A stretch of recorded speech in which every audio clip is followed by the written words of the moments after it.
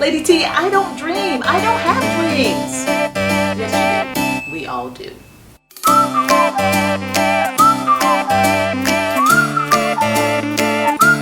Hi, this is Lady T with Heaven and Earth Connect. So, I hear people all the time. They tell me I don't dream. I don't remember my dreams. I never have dreams.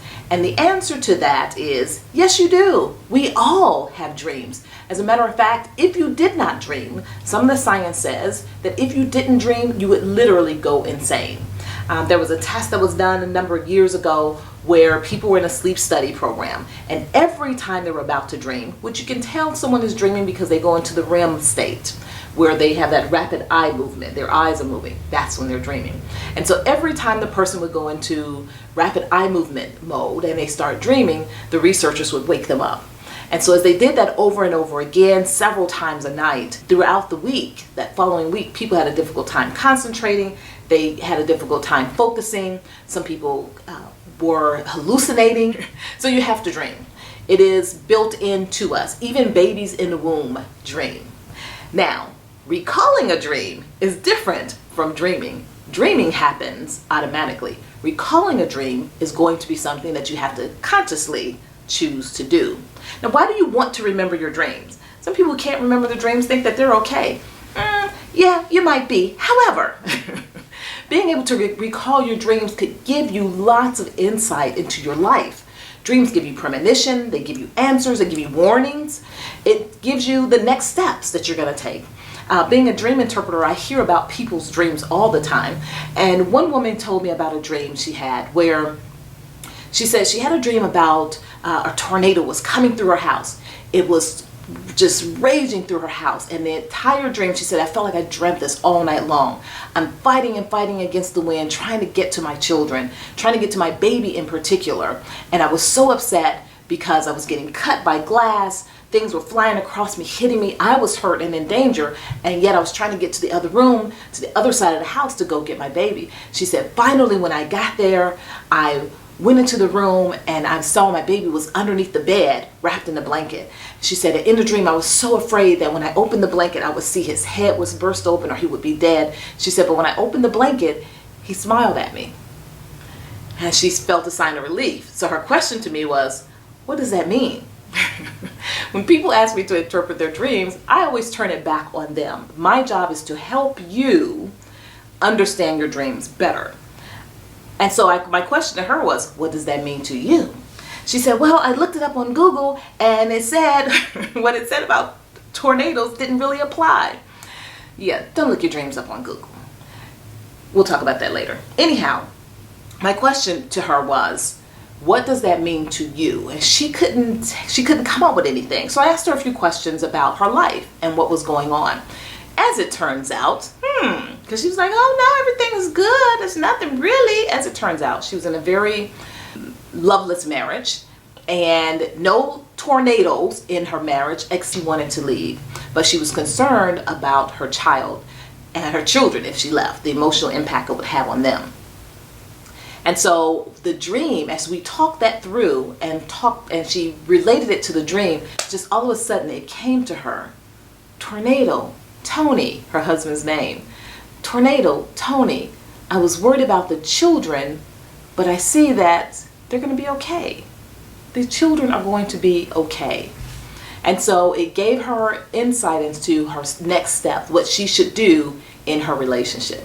So when it comes to understanding your dreams, oh my gosh, your dreams give you answers. You need to get in touch with your dreams and understand how to recall them. So let me give you some tips to help you to be able to recall your dreams because you're having them every night. So, number one, have a ritual that sets you up for sleep.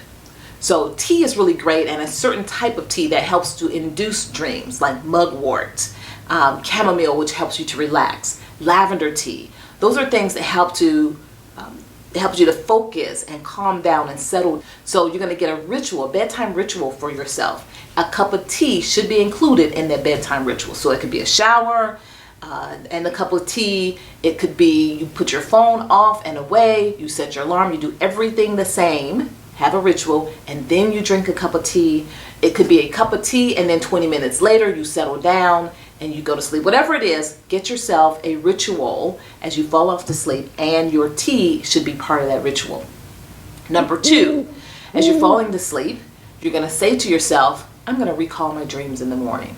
And then all throughout the day, say to yourself, I want to be able to recall my dreams. I'm going to start recalling my dreams. Yeah, I think I can remember my dreams now. I'm getting better. So you're talking to your subconscious mind. You're consciously talking to your subconscious mind, telling your subconscious mind that you are interested, that you want to know, so your subconscious mind can bring it to you. Number 3, as you are waking in the morning, lie still. Don't pick up your phone. Lie still and say, that was interesting last night. What did I dream? Now, don't try to think about your dream, because you know how this goes. Trying to recall dreams is like trying to hold on to water, right? It doesn't work. It's like smoke. So you're not going to stress yourself out going, what was that dream? I can't remember that dream. I can't, because you really won't remember the dream. So you're going to say, that was interesting. I had some great dreams last night. What did I dream? It's coming back to me now. And you just kind of let it go, but you stay there. You lie there in the bed a little bit longer. Don't grab your phone, right? Number 4, have a journal, have pen and paper there at your nightstand, by your bed, on your bed, because my nightstand is loaded with books, and when I reach over in the middle of the night to write down something, I'm liable to knock over books. So on my bed, I have a notepad and pen stuffed underneath one of the pillows. And when you wake in the morning, when you get little glimpses, little pieces of the dream, just scribble that out. A cat, a lamb, 5 coins, whatever it may be, just scribble it out and then let it go. Lie there a little bit longer, other pieces will start coming back to you. So when you do that on a regular, consistent basis, you'll start recalling your dreams. But you got to be consistent about it. Yes? Because you're trying to remind your subconscious mind to bring it forth. When you don't pay it, you know how spirit is. Spirit is such that when you don't honor it, it stays back. There's no forcing when it comes to spirit. God does not force you to do anything. If you don't want to do right, you don't have to do right. You're going to have some consequences, but it's up to you. Free will, freedom of choice. And we all have that within us. And so it's the same thing. If you don't want to know your dreams, you don't want to hear your dreams, you don't really care, it doesn't really matter to you, they won't come forth for you. But you should care, because you can get some powerful information that will help guide you throughout your life. Thank you for listening. Please subscribe. More videos are coming your way. My job is to help you connect heaven and earth.